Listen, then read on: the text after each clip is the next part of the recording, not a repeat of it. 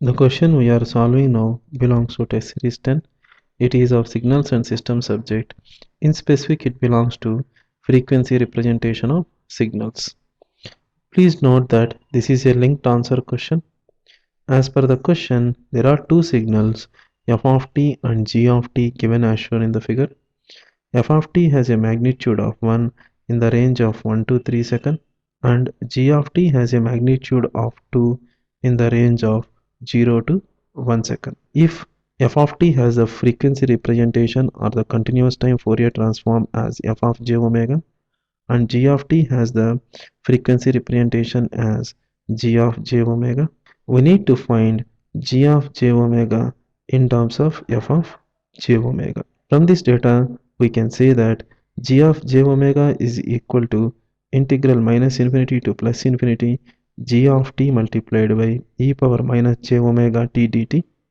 But from the first part of the linked answer question, we already got that g of t is equal to 2 times f of 2t plus 1. Upon doing this substitution, we see that g of j omega can be written as 2 times integral minus infinity to plus infinity f of 2t plus 1 e power minus j omega t dt. Now let us substitute 2t plus 1 is equal to p, that is equal to t, that implies t is equal to p minus 1 by 2. And also from this we can say that dt is equal to dp by 2. As t tends to minus infinity, we can say that p also tends to minus infinity, and as t tends to plus infinity, p also tends to plus infinity.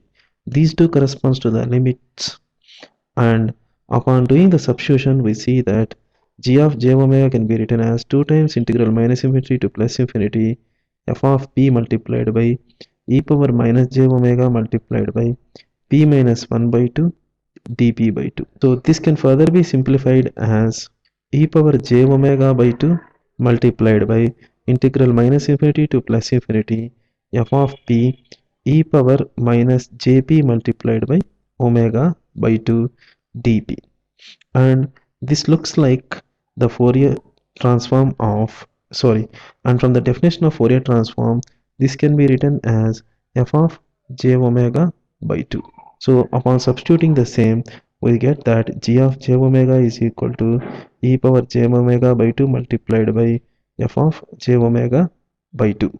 So we got the g of j omega in terms of f of j omega. Hence the correct option is B.